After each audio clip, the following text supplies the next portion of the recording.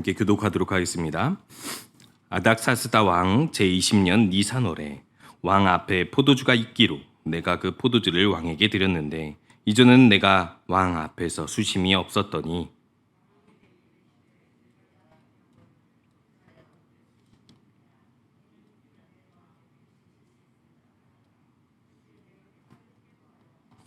왕께 대답하되 왕은 만세수를 하옵소서. 내 조상들의 묘실이 있는 성읍이 이제까지 황폐하고 성문이 불타싸우니 내가 어찌 얼굴에 수심이 없사오리까 하니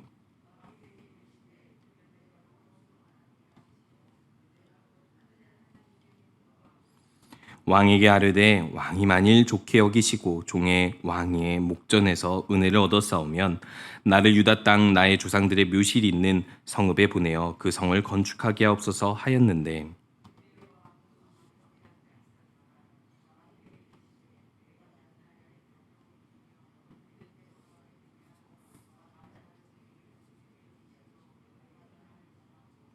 내가 또 왕에게 아뢰되 왕이 만일 좋게 여기시거든 강 서쪽 총독들에게 내리시는 조서를 내게 주사 그들이 나를 용납하여 유다에 들어가기까지 통과하게 하시고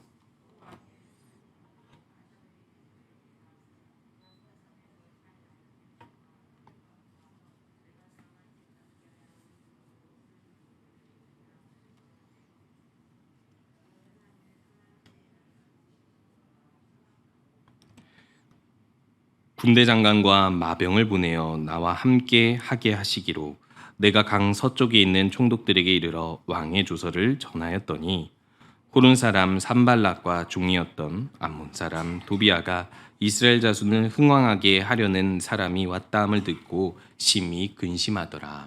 아멘.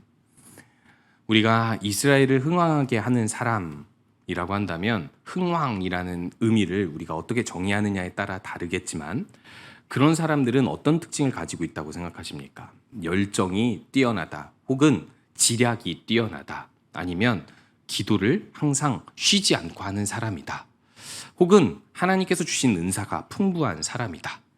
여러 가지로 정의할 수 있겠죠.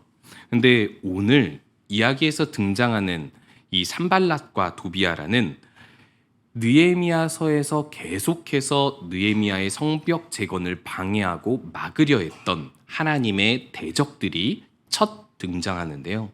이들이 등장하자마자 이스라엘을 흥왕하게 하는 사람이다라고 느헤미야를 보고 외칩니다. 물론 우리 성경에서 있는 그 단어, 의미 그대로 이들이 알고 이해하고 믿음으로 외친 것은 아니었다 할지라도 이들이 고백하고 말하는 것이 얼마나 진실되었으면은 이 성경의 저자는 그들의 고백, 외침 그대로 기록하였을까요? 그렇다면 이스라엘을 흥왕하게 하는 사람의 첫 번째 특징은 오늘 여기 10절에서 분명하게 이야기해주고 있습니다. 호론 사람 산발락과 종이었던 암몬 사람 도비아가 이스라엘 자손을 흥왕하게 하려는 사람이 왔다함을 듣고 심히 근심하더라. 누구를 근심하게 하는 거죠? 이스라엘의 대적, 하나님의 대적을 근심하게 할 정도로 이스라엘을 흥왕하게 하려는 사람이 바로 진정으로 이스라엘을 흥왕하게 할 수 있는 사람이라는 것입니다. 우리가 기억해야 할 사실이 있습니다. 우리가 하나님 나라를 위한 열정을 가지고 살아갈 때 우리들은 종종 이것을 잊어버릴 수 있습니다. 적당히 하나님 나라를 위해 살면 되지. 적당히 하나님을 섬기며 살면 되고 적당히 헌신하면서 살면 되지. 그 정도면 충분하다라고 우리들은 생각할지 몰라도 이스라엘을 흥왕하게 하는 한 사람의 특징은 분명하게 하나님의 대적들이 근심하게 하는 사람입니다. 불편하게 하는 사람입니다. 조금 더 과하게, 극단적으로, 직접적으로 표현하면 우리가 하나님 나라를 위한 열망을 가지고 있다면 그 열망의 크기는 사탄이 불편해야 된다는 겁니다. 사탄이 너무 불편하고 예민해져서 우리를 시험하지 않을 수 없게 만들어야 된다는 것입니다. 제가 어렸을 때 중학교 때 한창 유행했던 게 산기도였습니다. 종종 제가 이야기했고 또 우리 성도님들도 경험했겠지만 그때 당시에 밤 9시, 10시에 산에 올라가서 기도하면 새벽 3, 4시에 내려오곤 했습니다. 물론 중학교 때 우리가 무슨 말씀을 알고 성경적 지식이 있었겠습니까? 그냥 무작정 올라가서 기도했죠. 근데 꼭 선배들이 이 올라가기 전에 더 열심히 기도하게 하려고 겁을 주는 겁니다. 그게 뭐냐면 우리가 산에서 기도하면 반드시 사탄의 시험이 있을 것이다 라는 것이죠. 뭐 쉽게 말하면 귀신 본다 이런 거죠. 뭐 귀신을 체험한 뭐 목사님들의 사례 막 이런 것들이 진짜인지 아닌지는 확실히 알 수 없지만 뭐 진짜일 수도 있죠. 기도하는 사람을 영적으로 어떤 환청이 들리게 해서 혹은 어떤 뭐 아주 무서운 그런 어떤 경험들을 통해서 더 이상 기도 못하게 하려고 사탄이 막았을 수도 있죠. 중요한 사실은 그때 제가 한 생각입니다. 제가 무슨 생각을 했냐면 이래서는 계속해서 산기도를 가면 안 되겠다라는 생각을 했습니다. 더 큰 시험이 있겠다. 믿음이 강할수록 더 큰 시험이 있으니까 내가 적당히 믿어야 되겠다라는 생각을 했습니다. 믿음이 여기서 더 크면 더 큰 시험이 있으니까 목사는 절대 하면 안 되겠다라는 생각을 했습니다. 목사가 되면 더 큰 시험이 있을 것이니까요. 제가 이 두려움을 극복한 시기가 아마도 고등학교 한 3학년 때쯤 그리고 한 20살, 21살이 지나가면서 하나님에 대해서 좀 더 잘 알아가면서부터 이런 두려움이 사라지기는 했지만 그때 당시에는 목사가 되지 말아야 될 가장 큰 이유가 목사를 사탄이 가장 크게 시험할까 봐 두려워서였습니다. 그런데요, 반대로 생각하면 우리들은요, 사탄이 우리를 자주 시험하게 하는 사람이어야 됩니다. 우리를 계속해서 건드려야 할 정도로 우리들은 하나님 나라에 대한 열정으로 똘똘 뭉친 사람들이어야만 한다는 것이죠. 사탄이 불편해서 자신의 영역이 자꾸 좁아지니까 저 사람 때문에 그래서 우리들의 기도를 막고 우리들의 전진을 막으려는 그런 정도의 열정을 가져야지만이 진정으로 이스라엘을 흥왕하게 하는 사람이라는 것입니다. 저는 그때 그렇게 생각을 했죠. 누군가 하겠지.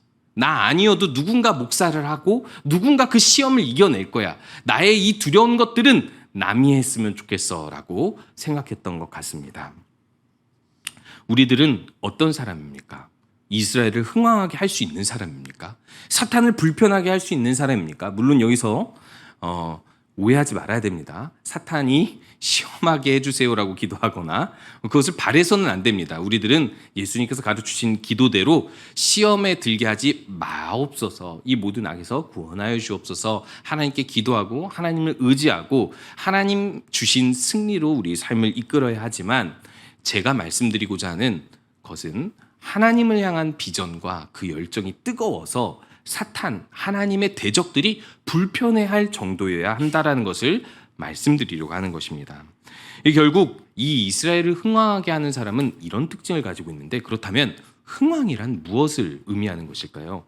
오늘 여기서 10절에서 의미하고 있는 흥왕이라는 의미는 사실 우리가 처음 창세기 1장에서 하나님께서 온 세상을 창조하실 때 다 만드시고 하나님 말씀 그 뜻대로 만드시고 나서 이런 평가를 하시죠. 보시기에 좋았더라. 이 좋았더라라는 원어와 같은 의미입니다. 하나님께서 제일 처음 만든 가장 바르고 완전하고 선한 상태, 그 상태로 돌려놓는 것이 흥왕이라고 이야기하고 있는 겁니다. 그래서 흥왕하게 하려는 사람이라는 것은 하나님께서 처음 이스라엘을 만들고자 하고 계획하신 그 뜻대로, 부르심 뜻대로 다시 이스라엘을 회복해 하려는 그런 사람이라는 것을 이야기하고 있는 것입니다. 우리 마음속에 그런 소원이 있습니까? 하나님께서 우리 가정과 교회와 우리 나라 가운데에서 하나님 나라를 다시 회복해 하고 다시 세워가기 위한 열망을 가지고 있습니까? 혹시나 우리들 마음속에 이 일은 쉽게 이루어지지 않고 빠르게 이루어지지 않을 것이니까 하나님께서 하시도록 나는 약간 손 놓고 있자라고 우리들은 내심 단념하고 있거나 내심 우리들의 열정을 제한하고 있는 것은 아닌지 우리가 말씀을 통해서 돌아봐야만 할 것입니다. 우리는 종종 흥해야 할 하나님의 나라가 쇠한 모습, 전진해야 될 하나님 나라가 퇴보하고 있는 것 같은 모습을 보게 됩니다. 그때 느헤미야는 어떻게 반응했고 그리고 어떤 기도를 하고 어떤 준비를 했는지를 오늘 말씀을 통해서 보여주고 있는 것입니다. 먼저 첫 번째, 느헤미야가 이렇게 등장하고 있습니다. 2장 1절에서 2절을 보면 느헤미야는 술 맡은 관원장으로서 아닥사스다 왕 제20년 니산월에 왕 앞에 포도주가 있어 그 포도주를 따르게 되는 때가 되었다고 합니다. 그런데 이때 느헤미야가 이전에는 내가 왕의 앞에서 수심이 없었다라고 이야기하고 지금은 수심이 있다라고 얘기를 하는데 2절에서 보니까 왕이 얼마나 수심이 가득했으면 근심이 가득했으면 네가 병이 없는데 어찌하여 얼굴이 그렇게 수심이 가득하냐라고 질문을 하게 되고 이때 술 맡은 관원장인 느헤미야가 크게 두려움에 휩싸이는 모습을 먼저 오늘 2장에서 보여주고 있죠. 사실 2장의 이 사건은 1장에서부터 시작되기 때문에 우리가 1장에서부터 살펴봐야만 합니다. 이 느헤미야 이 시대는요. 이미 바벨론 포로에서 해방이 되고 이스라엘이 예루살렘으로 대거 1차 귀환한 다음에 성전을 재건하고 나서 그 다음 에스라를 따라 또 2차 귀환이 이루어졌습니다. 2차 귀환이 이루어지고 나서 아마도 2차 귀환과 함께 했었던 하난이라는 느헤미야의 친척이 돌아와서 이 느헤미야에게 보고한 거예요. 왜냐하면 느헤미야는 술 맡은 관원장이고 왕에게 가장 가까운 신하이기 때문에 포로 귀환을 하는 1차, 2차 무리에 포함될 수가 없었고 이 중요한 직책 때문에 이스라엘로 돌아갈 수 없었고 오히려 느헤미야는 돌아가고 싶은 마음이 가득했기 때문에 하나님에게 이 이스라엘에 대한 보고를 듣게 되는 것이죠. 물론 성전 재건을 한 상황이지만 무엇이 여전히 황폐한 상황입니까? 성벽. 이것이 재건되지 않고 불탄 채로 무너진 채로 아직도 황폐한 상황인 겁니다. 사실상 이게 포로로 끌려 이 포로 해방 뒤에 70년이 더 흐른 뒤입니다. 한마디로 얘기해서 무너지고 140년 정도가 흐른 뒤이기 때문에 사실상 이것은 오래된 일인데도 불구하고 느헤미야는 이 일을 듣고 나서 너무나도 근심하고 슬퍼해서 금식하며 울기 시작하고 며칠을 그렇게 울게 됩니다. 저는 이 장면을 보면서 아니 뭐 한 번 더 무너졌나? 이런 생각이 들었습니다. 왜냐? 너무 오래된 일인데 이제 와서 왜 뒷북이야? 이미 많은 사람들이 눈물을 흘렸고 그 황폐화된 땅으로 돌아가서 성전을 재건한 무리가 있고 또 2차 귀환한 무리가 있는데 느헤미야 왜 우는 것일까? 그의 마음을 짐작해 보건대 이 느헤미야의 몸은 이 페르시아 왕 아닥사스다 곁에 있을지라도 마음은 이스라엘 사람들과 함께 귀환한 거예요. 물론 느헤미야가 태어나기 전에 바벨론 포로가 해방되었을 것입니다. 그리고 성전 재건이 시작되었을 것이고요. 그리고 느헤미야는 하나님을 통해서 보고받은 바 외에는 이스라엘을 가본 적이 없을 것으로 우리들은 추정할 수 있습니다. 그런데 단순히 듣는 것 하나, 우리의 고향 땅, 우리가 돌아가야 할 땅, 성경대로 재건되어야 할 그 땅이 여전히 황폐화가 되고 있는 채로 다시 일어나지 못했다라는 소식을 들었을 때 느헤미야가 너무나도 슬퍼하고 금심하면서 울기 시작한 것이죠. 그리고 나서 기도합니다. 무엇을 기도할까요? 하나님, 누구라도 이 나라를 다시 일으켜 세울 수 있도록 하여 주옵소서. 아니면 내가 이 나라를 다시 일으켜 세울 일을 할 것이니 기회를 주옵소서라고 기도했겠죠. 느헤미야는 이런 기도하는 가운데 왕 앞에 술 맡은 관원장으로 나아가게 됩니다. 술 맡은 관원장이 어떤 직책인지 아시겠지만 다시 한번 설명을 한다면 이 술 맡은 관원장은 왕의 최측근입니다. 왕이 가장 신뢰할 수 있는 신하인데요. 그 이유는 무엇이냐면 술은 이 왕에게 어떤 유익을 주죠? 부정적인 의미만 있지는 않습니다. 술은 고대에서 아주 긍정적인 의미를 가지고 있었는데 왕의 기분을 좋게 합니다. 왕의 스트레스를 풀어주는 영역이라는 거죠. 근데 이 술에는 뭐가 담길 수 있죠? 취하고 또 술이 쓰기 때문에 뭐가 같이 담길 수 있냐면 독이 같이 담기기 쉽습니다. 그렇기 때문에 술 맡은 관원장은요, 먼저 술이 있으면 그것을 자신이 맛도 맛보고 그리고 거기에 독이 들었는지 먼저 먹어본 다음에 안전을 체크하고 난 다음에 왕에게 술을 따릅니다. 그런데 더 중요한 사실이 있습니다. 이 술 맡은 관원장이 왕의 생명만 책임지는 사람이 아니라는 것입니다. 술을 따르는 이유가 뭘까요? 왕의 기분을 좋게 하는 거잖아요. 그러면 왕이 술 먹을 기분이 되게 해야 되는 직책인 거예요.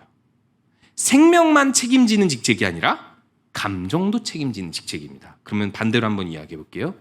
이 술 맡은 관원장이 왕의 기분을 좋게 하는 직책이라면 가끔은 웃겨야 되기도 할 수 있습니다. 좋은 소문들, 좋은 소식들을 가져와야 될 수도 있고요. 그런데요, 술 맡은 관원장이 완전 울상이면 어떻게 될까요? 한 번도 웃지 않고 한 번도 좋은 얘기를 하지 않고 그냥 이러고 술을 따른다면 왕은 평소에 그런 직책이 아니기 때문에 그것을 보고 상당히 분노하면서 감옥에 보내거나 사형시킬 수 있죠. 그래서 요셉의 이야기를 보면 요셉이 감옥에서 만난 죄수 중 하나가 술 맡은 관원장이잖아요. 이 술 맡은 관원장이 복직하지 않습니까?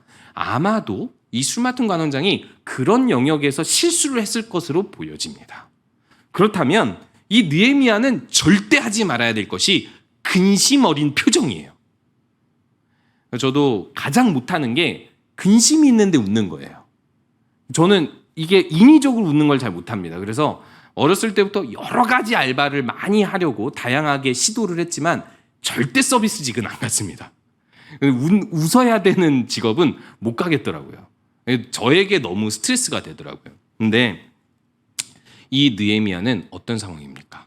마음속에 이스라엘이라는 하나님 나라를 담고 있었고 이 이스라엘이 재건되어야 된다는 소망 속에서 2차 귀환을 바라보았는데 거기서 돌아온 자신의 친척 하나니가 하는 이야기가 여전히 성벽이 재건되지 못하고 황폐화된 상태입니다라고 이야기했을 때 너무나도 근심이 어려서 그 슬픔을 참을 수 없는 상태였고 기도하는 중이었습니다.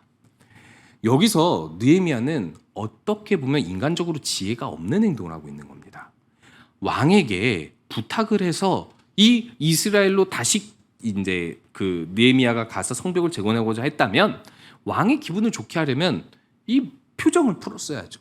어떻게 보면 인간적으로 지혜롭지 못한 부분이 있었을 수 있습니다. 그런데요, 이 왕 앞에 느헤미야의 근심을 보고 왕의 반응이 어떻게 하고 있습니까? 이전에는 내가 수심이 없었는데 이제 너의 얼굴을 보니 병이 없는데도 수심이 가득하구나. 도대체 왜 필연 내 마음에 근심이 있기 때문인데 라고 이야기하는데 여기서 느헤미야가 이렇게 이야기하죠. 이렇게 표현하죠. 크게 두려워합니다. 그냥 난 죽었다. 난 이제 끝장났다라고 생각한다고 보시면 됩니다. 그런데 왕이 그 다음 말을 이렇게 이어갑니다. 2절에 보니까 3절에 보니까요. 왕께 이제 느헤미야가 먼저 대답을 하죠. 왕은 만세수를 하옵소서. 내 조상들의 묘실이 있는 성읍이 이제까지 황폐하고 성문이 불탔는데 내가 어찌 얼굴에 수심이 없사오리까라고 이야기합니다. 자신이 가지고 있는 근심은 당연하다라고 이야기하면서 무엇보다 무엇이 중요하다라고 이야기하는 거예요? 왕의 기분보다 내 백성의 슬픔이 더 중요합니다라고 이야기합니다. 이제 왕에게 더 끝장날 만한 대답을 한 것이죠. 그런데 느헤미야가 이렇게 담대하게 말한 이유가 있습니다. 이 4절에서 보니까 왕이 어떻게 대답을 하냐면 내가 무엇을 원하느냐라고 묻습니다. 이 페르시아 왕의 법도대로 한다면 페르시아 왕에게 신하, 낮은 자들이 먼저 요구할 수 없습니다. 왕이 물어보았을 때, 요구했을 때 이들이 대답할 수만 있는 것이기 때문에 느헤미야는 왕의 기분을 좋게 해서 왕이 스스로 내가 너에게 어떤 것을 들어주기 원하느냐라고 말하게끔 했어야 되는데 이게 반대가 되어버린 거예요. 근심이 가득한 표정으로 왕이 질문을 던지게 하고 이 질문에 더 과감한 대답을 함으로 인해서 왕이 내가 그러면 너에게 무엇을 해주길 원하느냐라는 기회를 얻게 한 것입니다. 자, 그러면 제가 설명한 대로라면 이것은 인간적으로 지혜롭진 않지만 누가 일하신 것입니까? 하나님이 일하신 거예요. 왕의 기분을 느헤미야가 바꾼 것이 아니라 하나님께서 바꾸신 것입니다. 물론 우리들이 추측하건대 느헤미야가 이전부터 성실하게 살아왔기 때문에 왕이 이것을 인정해서 이렇게 은혜를 베푼 것이겠지만 사실상 이 맥락에서 보면 느헤미야의 기도가 응답되었기 때문입니다. 한마디로 이야기해서 느헤미야가 이렇게 성벽을 재건하러 갈 수 있게 된 기회를 얻은 것은요, 느헤미야가 하나님 나라를 위한 그 탄식 어린 기도를 하고 끝없는 관심과 함께 지속적으로 기도했기 때문에 왕의 마음이 느헤미야에게 열려서 기회를 얻게 된 것입니다. 그렇다면 우리가 돌아봐야 할 사실이 있습니다. 우리가 하나님 나라를 우리가 가정, 교회 모든 나라 가운데에서 다시 회복해야 하기를 원하는데 잘 회복되지 않는 이유가 첫 번째로 어디에 있습니까? 우리가 탄식하며 기도하지 않기 때문입니다. 제가 앞에서 이제 저번 주에 수요 설교 때 말씀드렸던 대로 애통하는 자는 위로를 받는다라고 이야기했습니다. 자신의 죄를 위하여 애통을 하면 그 애통한 만큼, 애통한 대로 하나님께서 예수 그리스도의 은혜로 그 사람을 속하여 주실 뿐만 아니라 그 사람이 어떤 남의 죄와 이웃의 죄와 나라의 어떤 슬픔을 안고 애통할 때 역시 그 사람의 기도를 들어주시고 위로해 주신다라고 이야기했죠. 하지만 중요한 조건이 있습니다. 애통해야 된다는 것입니다. 그냥 적당히 슬퍼하면 안 되는, 적당히 근심하거나 적당히 고민한다고 해서 해결되지 않는다는 것입니다. 우리가 하나님 나라를 위하여서 탄식하며 기도하고 지속적으로 기도하여 이 근심을 숨길 수 없을 만큼 되었을 때 우리에게 기회가 찾아온다는 거예요. 왜냐하면 우리의 마음속의 근심을 하나님이 보시기 때문입니다. 왕이 보는 게 아니라 하나님이 보셔서 왕의 마음을 바꾸기 때문입니다. 불신자인 왕, 그 누구보다도 권력이 가장 강했던 그 왕의 마음을 하나님이 나를 보시고 바꾸시기 때문에 우리가 하나님 나라를 회복해야 하길 원한다면 하나님 앞에서 탄식해야 된다라는 것입니다. 두 번째로 이 왕의 질문에 대하여 느헤미야가 대답하고 반응하는 것을 통해서 느헤미야가 무엇을 인정하는지를 볼 수 있습니다. 이때 왕의 질문을 듣고 4절에 보면 느헤미야가 내가 곧 하늘의 하나님께 묵도하고라고 이야기합니다. 곧바로 즉시 그 왕의 질문에 대답하지 않고 기도했다라는 겁니다. 그 시간이 30초였을지 10초였을지 1분이었을지 모릅니다. 그런데 중요한 사실은 뭐냐면요. 왕보다 자신의 종교가 앞선다는 것을 왕 앞에서 표현했을 경우 페르시아 고대에서는 그 자체만으로도 왕에게 큰 능욕을 준 것과도 같습니다. 그런데 왕 앞에서 하늘을 향하여 묵도했다라고 이야기를 해요. 누가 봐도 자신이 믿는 하나님께 기도하고 있다라는 사실을 보여주고 있는 것이죠. 그런데 이 왕의 질문에 곧바로 대답해도 될 걸. 왜냐? 이전부터 기도해왔으니까. 여기서 느헤미야는 잠깐 묵도하고 기도할 정도로 하나님을 전적으로 의지하는데 이 기도의 내용은 나오지 않습니다. 그렇다면 느헤미야는 왜 이때 왕 앞에서 그 엄청난 권위 앞에서 빠르게 대답해야 될 이때에 하나님 앞에 먼저 기도하는 이유가 무엇일까요? 뒤에 보면 이제 느헤미야의 대답을 통해서 느헤미야의 기도가 무엇인지 확인할 수 있습니다. 왕께 아뢰되 왕이 만일 좋게 여기시고 종이 왕의 목전에서 은혜를 얻었사오면 나를 유다 땅 나의 조상들의 묘실이 있는 성읍에 보내어 그 성을 건축하게 하옵소서 하였는데 6절에 보니까 왕이 이렇게 말합니다. 내가 몇 날에 다녀올 길이며 어느 때 돌아오겠느냐. 이것은 무엇을 뜻하는 것이죠? 왕이 허락한다는 것이죠. 일단 보내준다라는 것입니다. 그렇기 때문에 기한을 말하라고 하는데 이 느헤미야가 여기서 이렇게 파악하게 됩니다. 왕이 나를 보내기를 좋게 여기시기로라고 파악을 하게 되는데 느헤미야가 앞에서 무엇을 기도했는지 알 수 있겠죠. 느헤미야가 앞에서 기도한 그 1장에서 기도한 것은 자신이 어떤 기회를 얻고자 기도했던 것인데 이제는 왕의 질문 앞에서 자신이 요구하는 모든 것을 왕이 들어줄 수 있도록 왕이 좋게 볼 수 있도록 하나님께서 왕을 주권적으로 이끄시기를 기도한 것입니다. 이게 사실 우리들이 기도할 때 어떻게 보면 믿는 자의 마음을 바꾸시는 것은 조금 더 쉽다고 생각할 수 있습니다. 믿지 않는 자의 마음을 바꾸는 것은 더 어렵다고 생각할 수 있죠. 물론 믿지 않는 자가 믿게 되는 것은 어려운 일이지만 우리가 종종 경험했을 것입니다. 우리가 간절히 기도하면 종종 하나님께서는요, 믿지 않는 자의 마음을 바꾸어서 우리가 하나님의 일을 할 수 있도록 상황을 열어주시는 일들을 종종 경험하게 되죠. 하나님께서 주관하시고 지배하시고 이끄신다는 것을 느헤미야는 인정했기 때문에 잠깐 하늘을 향하여 묵도한 이유가 무엇이냐면, 잠깐이라도 하나님을 더 의지해서 하나님이 이 왕의 마음을 주관하고 인도하여서 자신에게 이루어질 하나님의 그 모든 큰 일을 이루어 주시기를 기도한 것입니다. 한마디로 이야기해서 하나님의 주권을 인정했기 때문에 더욱더 틈이 있을 때마다 하나님을 의지하고 기도했다는 것이죠. 우리들이 믿어야 할 사실이 바로 이것입니다. 우리가 세상을 바꿀 수 없습니다. 우리는 사람도 바꿀 수 없습니다. 우린요, 위대한 일을 조금도 할 수 없습니다.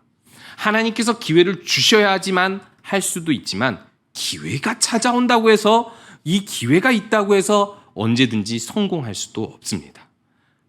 하지만 우리가 언제나 무시로 깨어 기도하여야 함은, 우리를 통해서 하나님이 언제나 일하시도록 간절히 붙들고 의지해야 하기 때문입니다. 하나님께서는 그런 사람을 통하여서 일하여 주십니다. 그리고 마지막으로 이제 이 느헤미야가 이 이스라엘을 흥왕하게 하는 사람으로서 어떤 일을 하냐면, 기도 뒤에 반드시 있어야 할 행동이 있는데요. 그것이 바로 담대한 요구입니다. 7절에서부터 이제 왕에게 자신의 요구를 구체적으로 두 가지를 이야기하는데요. 왕이 만일 좋게 여기시거든 강 서쪽 총독들에게 내리시는 조서를 내게 주사 그들이 나를 용납하여 유다에 들어가기까지 통과하게 하셔. 이게 통행권을 달라는 거죠.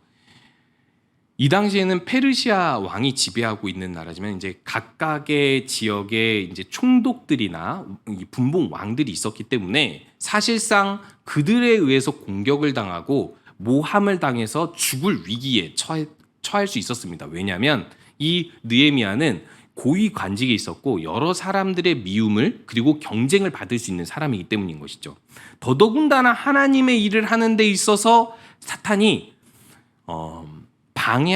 방해할 것이라고 예측하지 않을 수 없는 것이죠. 그렇기 때문에 느헤미야는 더 담대한 요구를, 왕에게 일반적으로 하지 못할 만한 요구들을 여기서 하게 되는데, 그것이 바로 통행권을, 왕의 조서를 써서 통행권을 여러 총독들에게 전달할 통행권을 달라고 이야기하는 것이죠. 그런데요, 8절에 보면 더 요구가 과감해집니다. 왕의 삼림감독 아삽에게 조서를 내려달라고 이야기합니다. 한마디로 이야기해서 이 나무를 관리하는 페르시아의 고위 간직자에게 이야기해서 나무 재료를, 제목을 달라고 이야기하는데, 어디에 쓰는 것이냐면 성전에 속한 영문의 문과 성곽과 그리고 내가 들어갈 집을 위하여 달라고 이야기합니다. 너무 터무니없죠. 그냥 보내주는 것만으로도 감사해야 되는데, 이 사실상 이렇게 통행권을 주는 것만으로도 과감한데, 이젠 자신이 살 집, 사택까지도 지원해달라고 이야기하고, 이 사실상 성전이라면 종교적인 영역이고 성곽이라면 정치적인 영역인데, 이 정치적인 영역, 이 이스라엘 유다 민족이 다시 일어서야 될 그 성곽을 세우는 데 있어서 왕이 전폭적으로 지원해달라고 요청하고 있는 것입니다. 사실 이 왕이 불편할 만한 요구인 것이죠. 그럼에도 불구하고 오늘 이 요구가 받아들여집니다.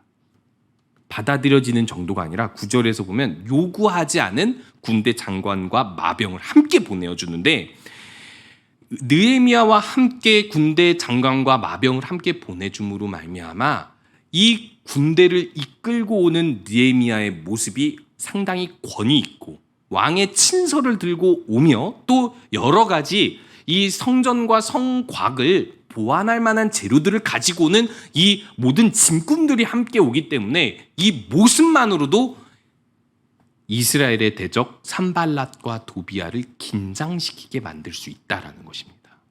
이 그림이, 이런 광경이, 이런 일들이 어떻게 일어났습니까?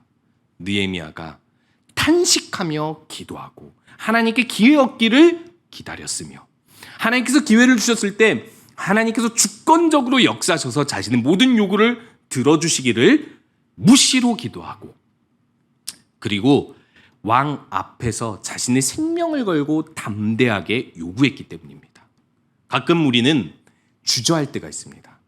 아무리 기도했어도 여기까지는 아니겠지. 이건 선을 넘는 거야. 너무나도 담대한 요구라서 이 사람이 불편하게 할 거야. 이렇게 하면 전도도 못하고 하나님의 일 그 어떤 것도 할 수 없습니다.